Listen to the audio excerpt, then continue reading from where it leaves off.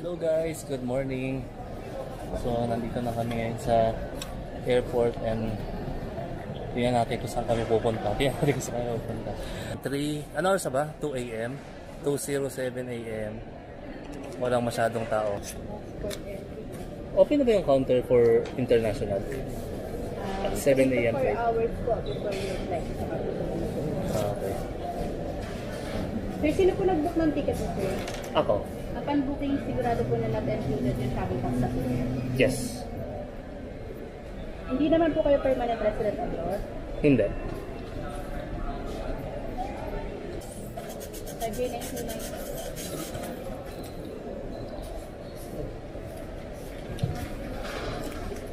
Bayad mo kami yung travel tax and we'll go. Boss, open na yung check-in. Okay, thank you. So yan, check-in na tayo, walang katao-tao. It's 2 AM in the morning. International check-in. Good morning.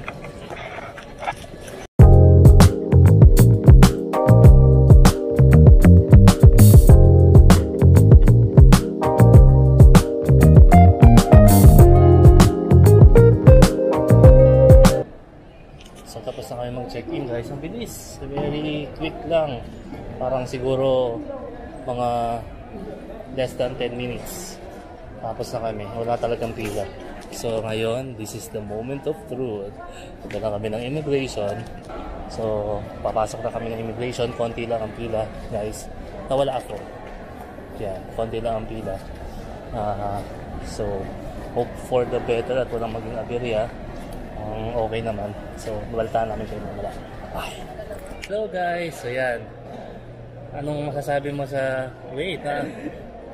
Ano masasabi mo sa experience sa immigration? Kaba? And ayun, just to give you an update guys. So today is September 2, 2023. Update lang sa immigration na policy. I think na suspend yun because of some issues and comments and the likes. Kaya hindi mo na natuloy. Pero mabilis siya yung sa immigration namin. So ito kasi siguro mga 10 to 15 minutes lang. Or not more than 10. Kasi saglit lang kami. 5 minutes. So sa kanya lang talaga tumagal. 45 seconds. Yes. So sa akin, kung ano-ano na lang hinihingi ng immigration officer, kung ano-ano tinatanong pa ulit-ulit para hintayin lang namin siya. And actually nag-worry nga kami kasi medyo matagal-tagal kami mawawala. So baka isipin nila kung saan kami magpupunta and everything. Pero okay lang. So yan guys, papunta kami ng boarding gate namin. Pero ang flight namin is 7 AM. Pero ano pa lang, 2:45 kami alam kung saan kami tatambay. Pero at least relieved na, wala na kaming iisipin. Waiting for boarding na lang, waiting for our flight going to somewhere. So see you guys later.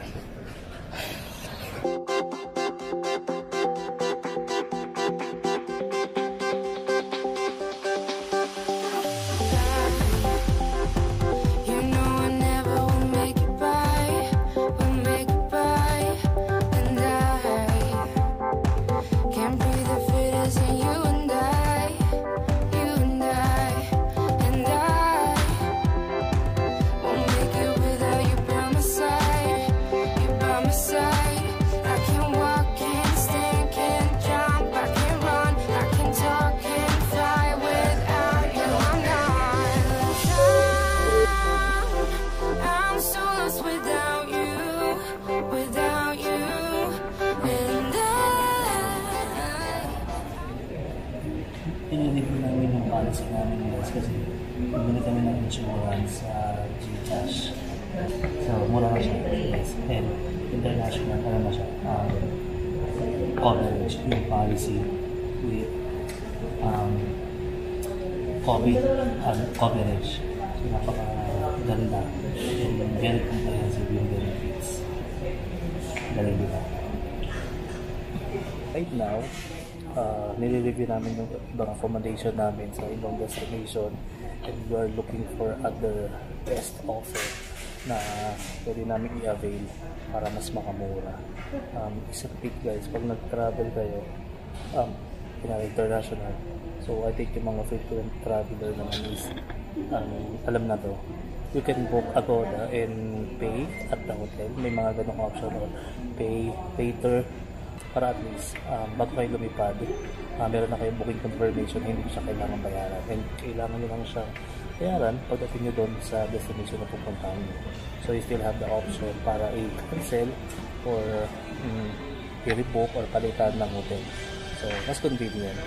So yun, while waiting for our boarding, so magkabagumutag na kami ng isang hotel doon sa isang destination namin. Nakita kasi ako mas mura sa Airbnb. Mas mura siya kaysa sa Agoda. So, ayun. See you later guys.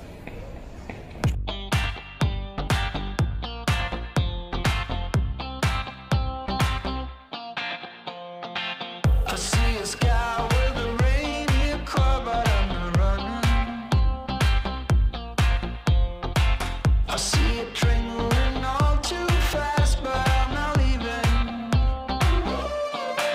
And you go round and round and round, and you cannot see.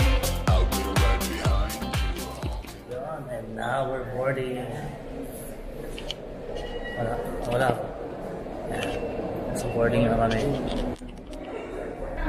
First time to travel internationally this pandemic, so we're excited because this is not just a travel.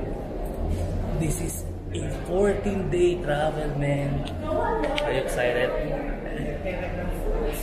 If you're excited, press 1. If you're not excited, press back. See you later, Bangkok.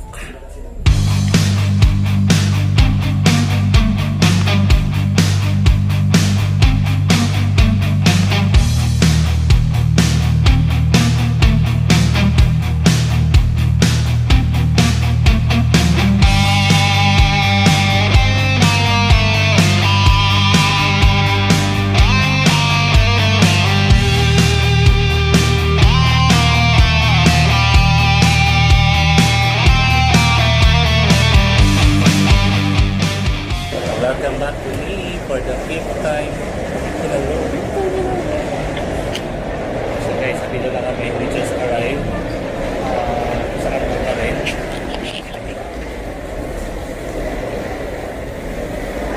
Welcome! After ilang hours na nakaupo, na jeps na talaga. Finally nakarating na kami.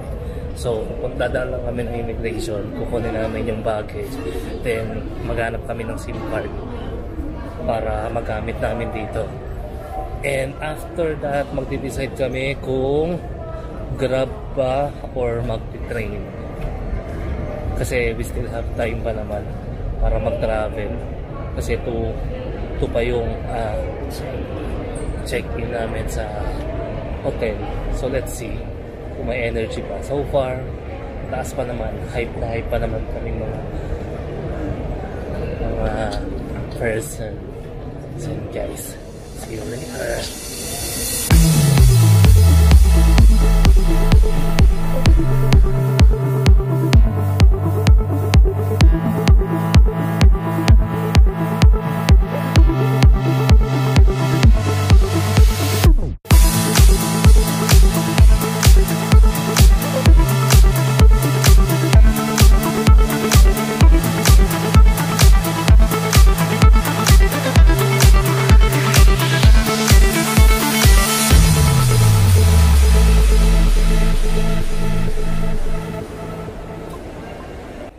Swerte ko, may taga-tulak ako ng card. Kasi may sprain yung shoulder ko nung parang 2 days ago. Nagkaroon siya ng sprain. So, medyo masikip. Kaya, siya muna magtutulak. Pares kami nga lang. Kuya at butong. So yun guys, nakapapalit na kami ng peso. So 1,000 lang muna pinalit ko kasi sobrang baba ng palitan. And wala naman kaming choice, kailangan na yung kapalit para pang trend. Hindi muna kami bumili ng SIM. Doon na lang kami bibili ng SIM sa pag-i-stayan namin. So magte-try muna kami. Medyo kabisado ko naman na to since pang 5th time ko na dito sa bangko. Feeling ko local na ako. Feeling ko rin medyo kabisado ko na siya. Ayun. So talagang hindi talaga advisable na dito magpapalo. Imagine guys, 1,000 pesos is equivalent to 0.46 lang. Pero kung i-google mo siya as of nung pinifilm ko itong video na to, it's 0.60 plus. So laki ng difference. Wala tayong choice. Kailangan nating ilaban or else wala kayong pamasahe. Dito pala sa sa bangko, yung subat na bumi, sa baba nila is nandito na yung tren. So kaya madali lang naman, accessible, diba? You amaze? Yes. Amaze ang person. Bye.